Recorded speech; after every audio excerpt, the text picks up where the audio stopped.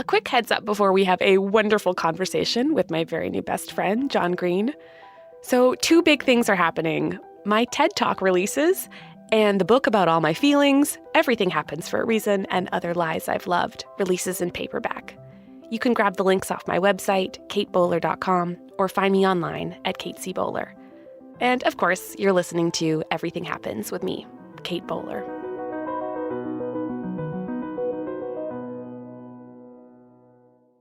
At the time I first realized I might be fictional, my weekdays were spent at a publicly funded institution on the north side of Indianapolis called White River High School, where I was required to eat lunch at a particular time between 12:37 p.m. and 1:14 p.m. by forces so much larger than myself that I couldn't even begin to identify them. If those forces had given me a different lunch period, or if the table mates who had helped author my fate had chosen a different topic of conversation that September day, I would have met a different end, or at least a different middle. But I was beginning to learn that your life is a story told about you, not one that you tell. Of course, you pretend to be the author. You have to. You think, I now choose to go to lunch when that monotone beep rings from on high at 12:37. But really, the bell decides. You think you're the painter, but you're the canvas. That book is the reason I cried through my vacation. Thanks so much. You're welcome. What an unbelievable look inside the mind of someone with a mental illness. Do you mind if I talk about you in the third person for a minute? No, please do. It's my favorite. So, this is John Green. John is the author of bestsellers and blockbusters like The Fault in Our Stars, Looking for Alaska, and Paper Towns. John and his brother Hank created the Vlog Brothers on YouTube and an educational series I totally nerd out over called Crash Course. And this is an extra special episode because it coincides with our very first Everything Happens book club pick. So together we're reading John's new book, Turtles All the Way Down, and I'd love for you to read along. So visit katebowler.com for discussion questions and ways you can get connected. Okay, hey. Hi. Thanks for letting us tape at your place. Oh, yeah. Thanks for coming to Indianapolis. I like it. When I read your books, I'm reminded of when I was 13 and I started reading Holocaust books for like 3 years. And I'm positive that it freaked my parents out. Right. But there's something about that genre that makes it the place, I think, to ask hard questions. So I just wondered, what draws you into writing for teenagers? I think that's exactly it, because it's a place to ask hard questions. When kids are, between the ages of 13 and 17, they're starting to ask the big questions independent from their parents for the first time. And I like writing about those kinds of kids, but I also like writing for those kinds of kids because it's a real privilege to have a seat at the table in those conversations. Yeah. And I love that young people look at those questions, and I try to write this way too, they look at those questions without any irony or without any embarrassment.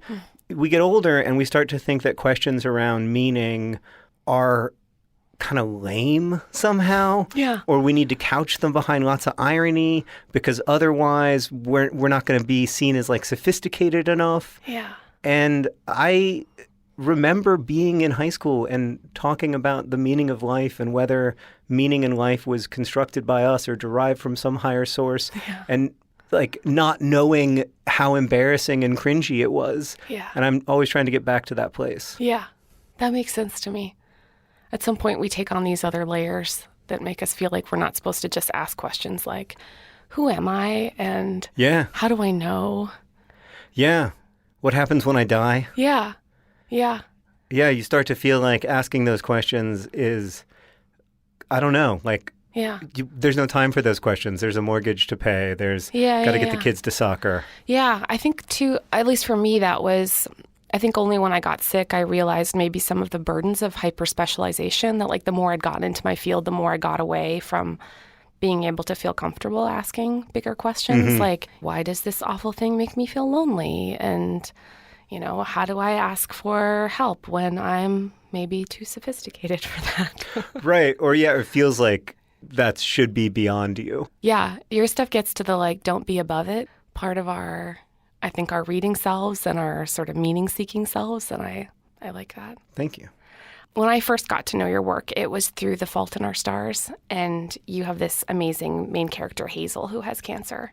And when I read it, I felt like you knew a lot about what it was like to feel fragile. And I wondered what experiences you drew on to write Hazel. Yeah, I didn't, and of course don't know what it's like to have cancer, and I don't know what it's like to be dying, but I do, or to be told that you're dying, but I do know what it's like to live with precarity, a word that you introduced me to that I haven't stopped using since you introduced it to me. It's the best word.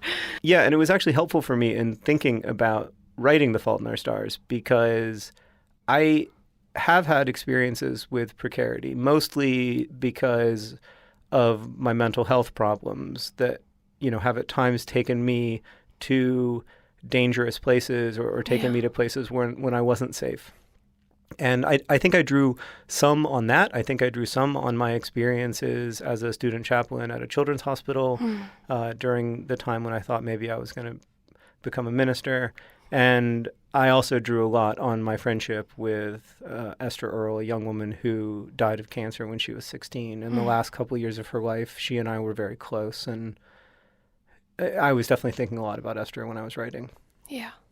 There's a willingness you seem to have that's like a certain, sorry for like complimenting you. I know it makes some people feel very uncomfortable. No, I'm good with it. But it's like, it's gutsy, right? To get to the bigger questions of how we decide who we are and whether it matters. And your book Turtles, I thought, especially with the main character, Asa, I really appreciated the way that the question of who am I? I mean, you sort of unpack it in a much more layered way. So can you just tell me a bit about how she struggles with identity and how you framed it? Yeah, Asa probably has obsessive compulsive disorder. It's never actually stated in the book, but I have obsessive compulsive disorder and definitely put a lot of myself into Asa. There's no getting around that.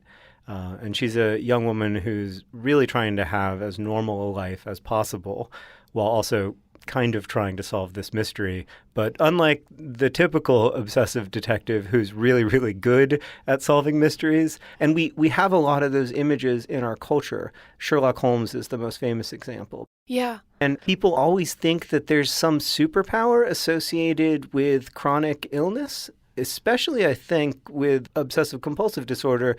Yeah. And I do think that it's important to humanize people with mental illnesses. But man, it is such a bummer to me that people expect me to have some kind of like super ability to like perceive things in the like when I'm really sick, I can't even perceive anything outside of myself. Like people can talk to me and I don't hear really what they're saying. I can't read a menu, let alone like figure out what kind of cat you have from looking at the hair on your shirt or whatever. That's like, if having an incurable illness, people assume that I knew what heaven was going to be like. Right? Yeah. Or that you're super wise. Yeah. I have all kinds of perspective just because I sit in hospitals a lot. Yeah, but you weren't wise until you got sick. Sure. It was the magic thing. Yeah. Oh, thank God. Right. Like that day. Oh, man. Whew, yeah. You just saw through all the things. I love that in the book you set a lot of groundwork for people like me who are not often able to choose what determines us. Your work is so illustrative of how very limited the category of agency is when we talk about mental illness in particular. Yeah. I mean, it's true, and I think it's important to say that the vast majority of mental illness is treatable. Yes. And that people live full and rich lives while also having chronic mental health problems, and I am evidence of that. I've had serious mental health problems for most of my adult life. I also have a really good life. Mm-hmm. And I think that story is common among people with chronic mental health problems.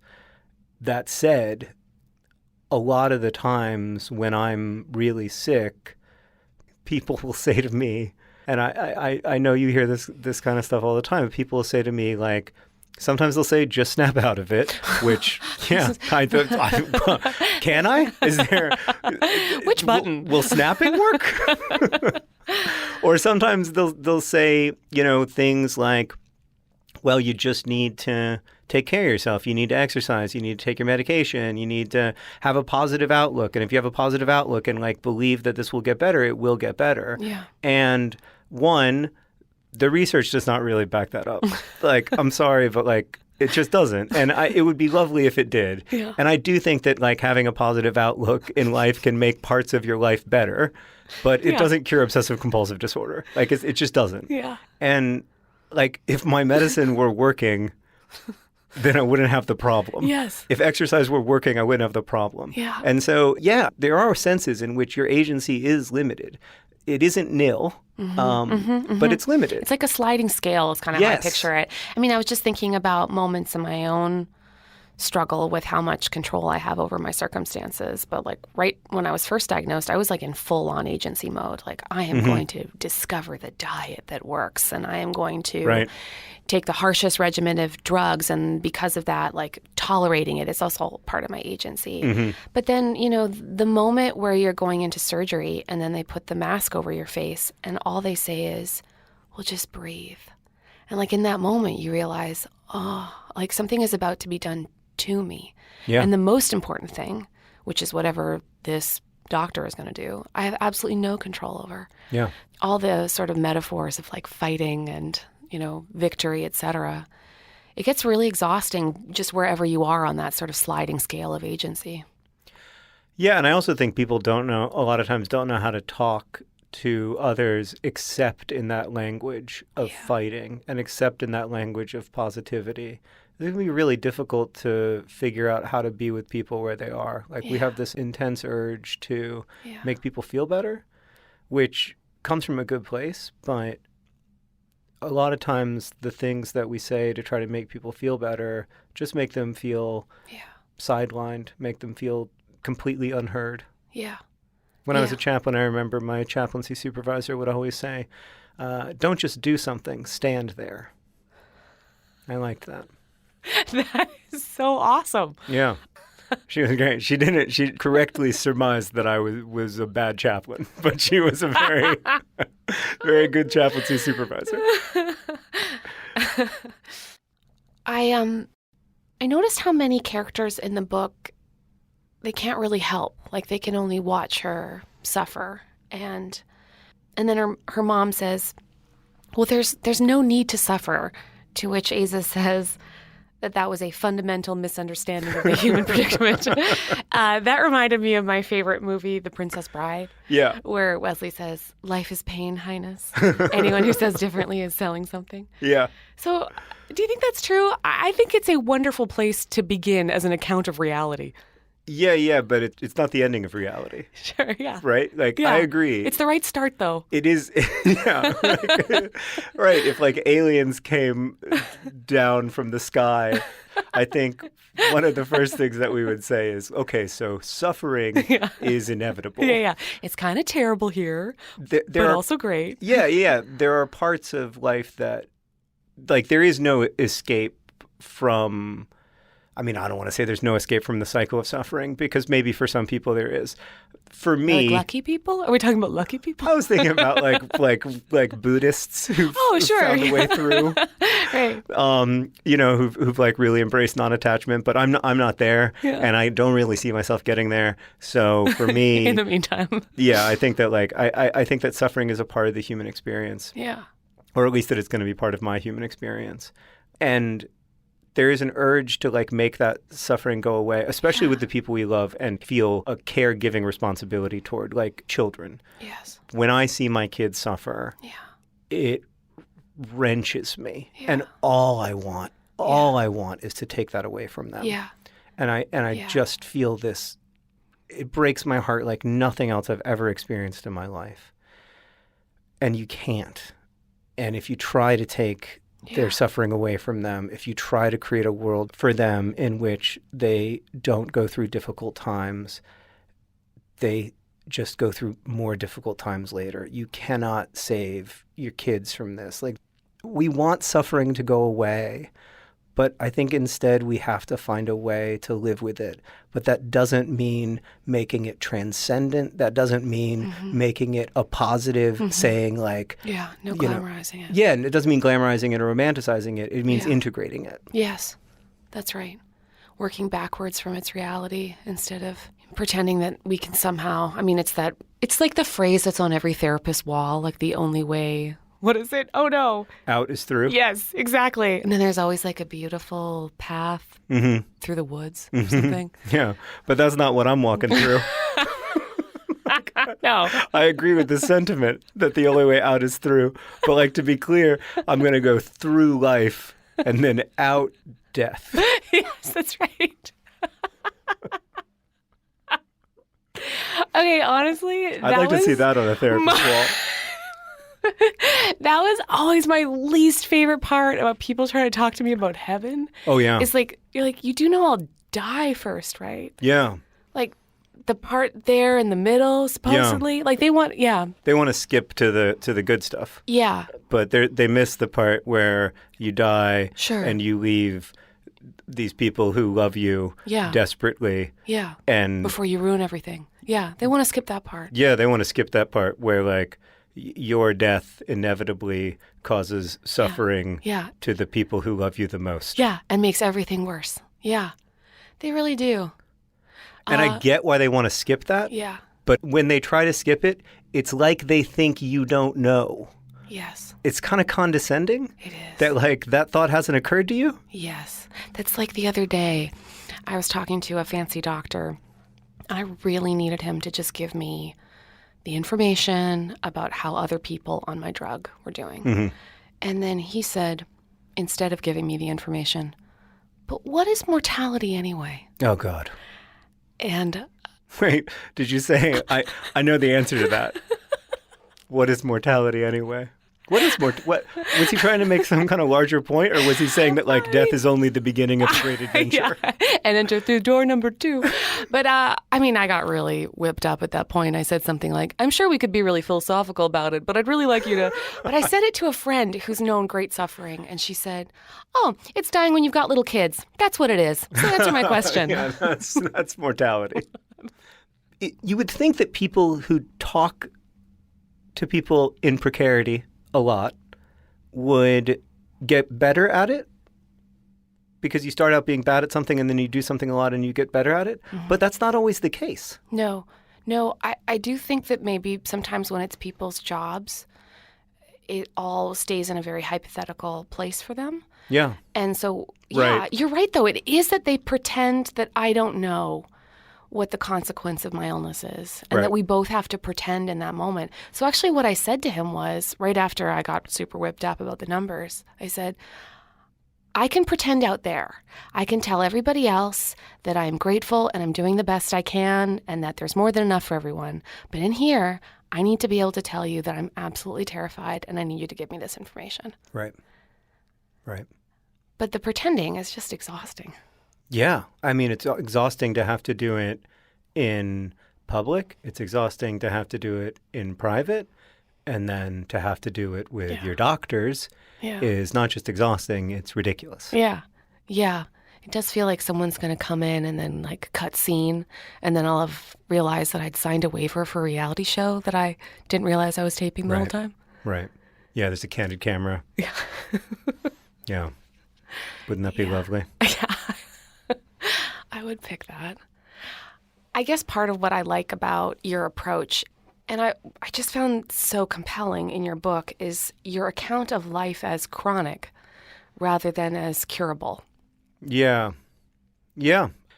That's really nicely put. I don't know if that's your line, but that's a really good line. If it's yours, you should use it. Like, that's the kind of line that if I came up with, it'd be in a Vlogbrothers video, and it'd be in a book, and it'd be on an episode of The Anthropocene Reviewed. I did say it the other day, and then I was like, oh, I think that's true. So. Yeah. Sometimes we have to say that stuff out loud, and then we're like, oh, that was good. And then other times you say lines like that out loud, and you're like, that's you know so much worse than I thought. Yeah, that does not hold up to scrutiny at all. But yeah, I think that is really true. We are here, and the truth is that it's always precarious. It's just that only sometimes are we made aware of the fact that it's precarious. And I do try to write about a world where endings are part of the story. Yeah, that's right. And I wish they weren't. Yeah. I certainly wish that we had more choice about our endings. But, Yeah. near the end of Turtles All the Way Down, Aza's still really struggling, and her best friend, who's a big believer that you can write your own fate, says what I do think is true, which is that we don't really get to pick the painting of our lives. We do get to some extent to pick the frame. Mm-hmm. And we do have some choices when it comes to how to frame our experience, how to find meaning within our experience. Mm-hmm. But we don't pick the painting. And anybody who thinks we pick the painting is, like, to me, I just think those people are assholes who aren't thinking hard. Yeah. I can't tell if they're assholes or if they're like well-meaning people Sure. who just don't want to have to think about it until they're- they have to think about it. Yeah, or if they're just scared.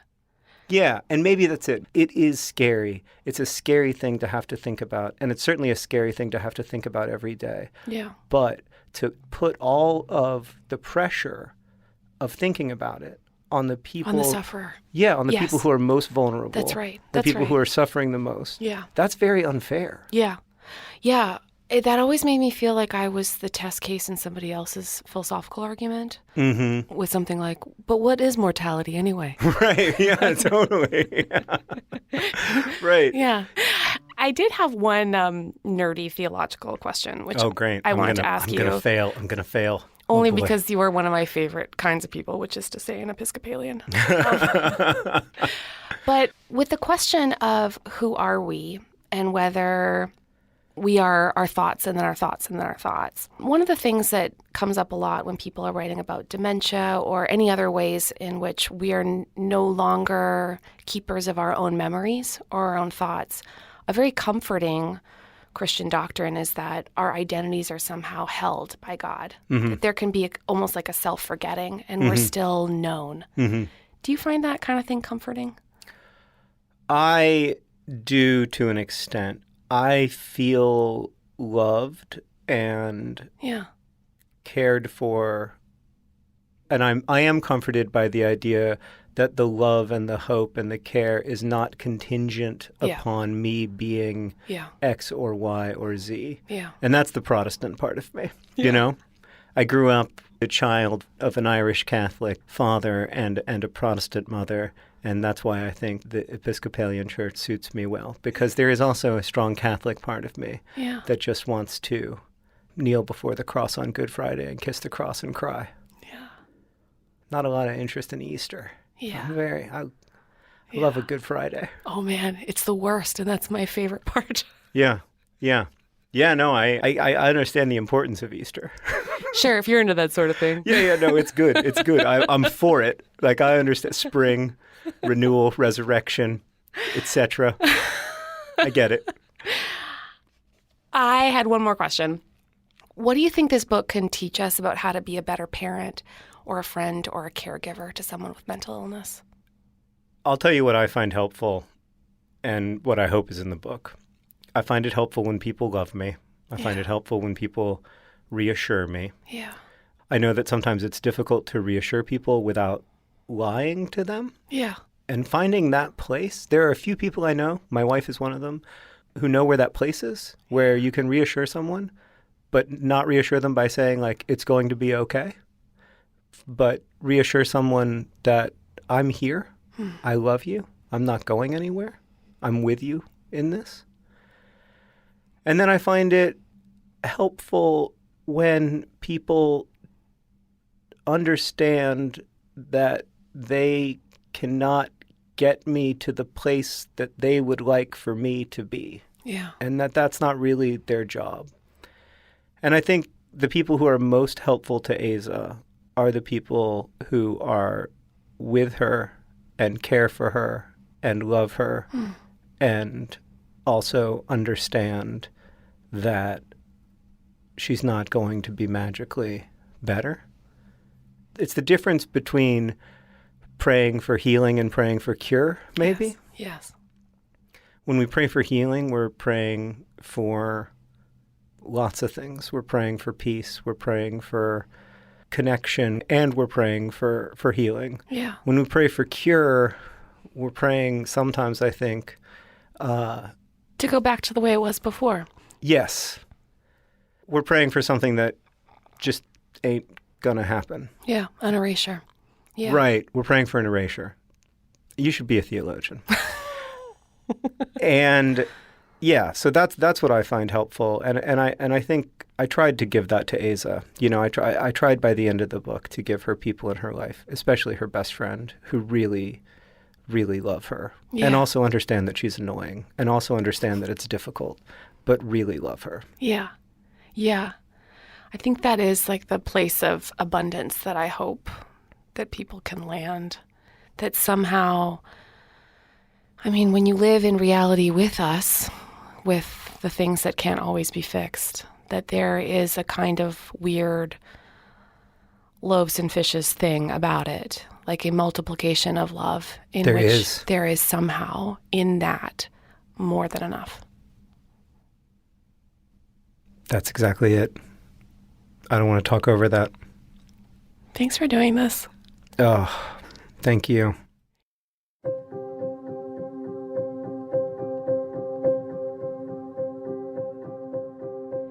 There's something John says at the end of the book, and I can tell you this much without spoiling it. And it was so smart that I wanted it as a tattoo. He writes, "Love is both how you become a person and why." And that sounded absolutely right to me. When we are defined by the things we didn't choose, by our bodies or our obstacles or even our own pernicious thoughts, there is a way to feel like you are not eclipsed by these unwanted realities. Love. Love that pours in from around us, reminding us of who we are, and the act of loving, which shows us how to make our way forward, how to connect, how to dig deep into those soft places and pull out something that we can use as a gift. Love is both how and why. If you're struggling with mental illness, I want you to know that you are not alone. As John says, it can be a long and difficult road, but mental illness is treatable. There is hope, even when your brain tells you there isn't. And there's a treatment referral helpline, 1-877-726-4727, which you can find on my website too. We are all fragile, and anyone who says differently is selling something. If I could give my teenage self a piece of encouragement, it would be this. It's okay to be angry. It's okay to use your voice. You're not a burden. If I could give my teenage self a piece of encouragement, it would be this. Freckles are pretty, silly one. If I could give my teenage self a piece of encouragement, it would be that everything does get better. Everything is going to be okay. It really will. And P.S., boys will always exist, so give it a rest. Stop chasing them and be as unashamedly weird as you know you want to. You mock my pain! Life is pain, Highness. Anyone who says differently is selling something.